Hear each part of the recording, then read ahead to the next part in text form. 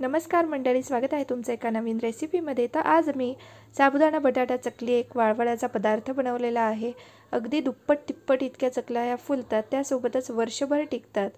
काही सिंपल साध्या टिप्स आहेत त्या मी तुमच्यासोबत शेअर केलेल्या आहेत व्हिडिओमध्ये, तर तुम्ही नक्की फॉलो करा आणि व्हिडिओ नक्की शेवटपर्यंत बघा। तर इथे मी अर्धा किलो साबुदाणा घेतला आहे, छान तो वॉश करून घेतला।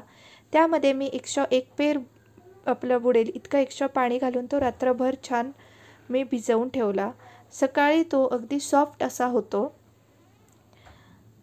तो सकाळी सॉफ्ट असा होतो आपला साबुदाणा। त्यानंतर मी इथे अर्धा किलो साबुदाण्यासाठी 1 किलो इतके बटाटे घेतलेले आहेत।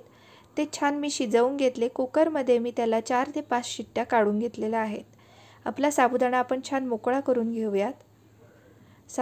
बटाटे आपण थंड करण्यासाठी ठेवलेले आहेत, तोपर्यंत आपण साबुदाणा जो आहे तो ही जी महत्त्वाची प्रोसेस आहे ती तुम्ही नक्की फॉलो करा। याच्याने आपल्या ज्या चकल्या आहेत त्या मस्त होतात। तर इथे मी साधारण 500 ग्रॅम म्हणजेच अर्धा किलो साबुदाण्यासाठी 100 ते 150 ग्रॅम पाणी घेतलेलं आहे।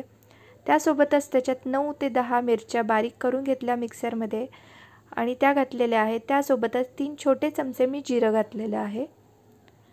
त्यानंतर आपल्याला याच्यात साबुदाणा घालायचा आहे आणि ही प्रोसेस शक्यतो तुम्ही नॉनस्टिक किंवा जर्मलच्या कढईमध्ये किंवा पातेलीमध्ये केली तर जास्त स्टिकीनेस जास्त जाणवत नाही। तर हे सगळं मिक्सचर छान आपण मिक्स करून घ्यायचं आहे आणि अगदी लो फ्लेमवर आपल्याला साबुदाणा वाफवून घ्यायचा आहे। तर तुमचा जो गॅसचा जो छोटा बर्नर आहे त्याच्यावर तुम्ही ही प्रोसेस केली तर साबुदाणा शक्यतो चिकटत नाही खाली आणि छान वाफवलाही जातो। त्यानंतर दुसरी टिप अशी आहे की आपले जे बटाटे असतात ते अगदी गाळ होईस तर आपल्याला शिजवायचे नाही। तुम्ही व्हिडिओमध्ये बघू शकता, मी साल काढताना तुम्हाला दिसत असेल की अगदी 90% मी बटाटे शिजवलेले आहेत। जास्त शिजवल्यामुळे बटाट्याचा अगदी चुरा होतो, त्यामुळे शक्यतो 90% इतकेच बटाटे आपल्याला शिजवायचे आहेत। तर अगदी सोपी आणि झटपट अशी रेसिपी आहे आणि वर्षभर टिकते। उपवासासाठी हा पदार्थ चालतो। तर तुम्ही व्हिडिओमध्ये बघितलंच की आपली जी चकली आहे ती दुप्पट तिप्पट इतकी फुलते तळल्यानंतर। तर मी सगळे जे बटाटे आहेत ते छान त्याची सालं काढून घेणार आहे आणि सोबतच आपल्याला आपल्या साबुदाण्याकडेही लक्ष ठेवायचं आहे। मधून आपल्याला तो साबुदाणा असा मिक्स करत राहायचा आहे, जेणेकरून सगळा साबुदाणा अगदी छान वाफवला जाईल। तर ही प्रोसेस खूप महत्त्वाची आहे। त्यासोबतच आपण आता साबुदाणा एकदा मिक्स केल्यानंतर आपण जे बटाटे आहेत ते छान आपण किसून घेणार आहोत। तर आपल्याला साबुदाणा हा ट्रान्सपरंट होईपर्यंत वाफवून घ्यायचा होता।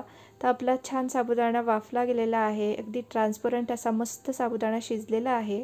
साबुदाणा छान थंड केल्यानंतर तो आपल्याला बटाट्याच्या किसात घालायचा आहे।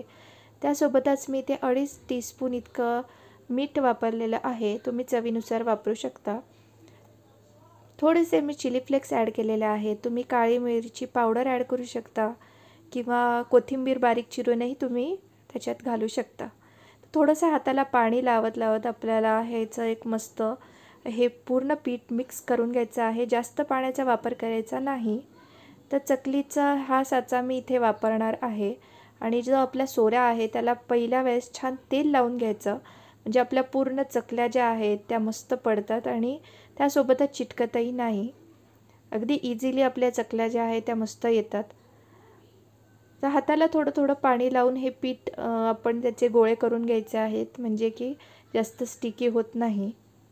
तर तुम्ही बघू शकता की आपल्या चकल्या किती मस्त पडत आहेत, तुटत पण नाहीत। त्यासोबतच जास्ती स्टिकीनेस किंवा जास्ती जाड बारीक अशाही चकल्या होत नाही, एकसारख्या अशा चकल्या होतात। तुम्ही बघू शकता की आपल्या सोऱ्यालाही जास्त स्टिक झालेलं नाही। तर 3 दिवस कडकडीत मस्त वाळवून घेतल्यानंतर आपले चकल्या मस्त कडक झाल्या आहेत आणि वर्षभर टिकण्यासाठी रेडी आहेत।